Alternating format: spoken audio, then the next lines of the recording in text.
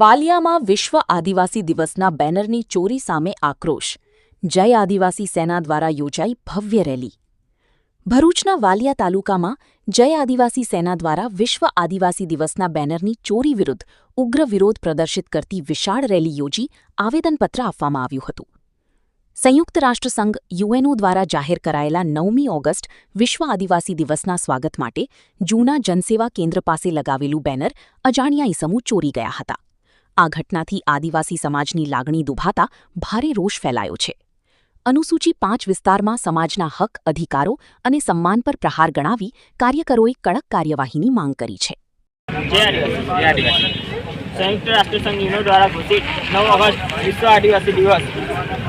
વિશ્વ આદિવાસી દિવસનું બેનર લગાવવામાં આવ્યું હતું, એ ચોરી થયેલ છે, જેના કારણે આદિવાસી સમાજનું અપમાન થયું છે. તે માટે અમે જે આદિવાસી સેના દ્વારા રેલી કાઢવામાં આવી. અમારી પ્રશાસનની એ જ માંગ છે કે જેણે પણ આ પોસ્ટર કાઢ્યું છે એ માણસને પકડવામાં આવે અને કડકથી કડક સજા કરવામાં આવે અને અમારા આદિવાસી સમાજ પાસે માફી માંગવામાં આવે. જય જવાહર, જય આદિવાસી.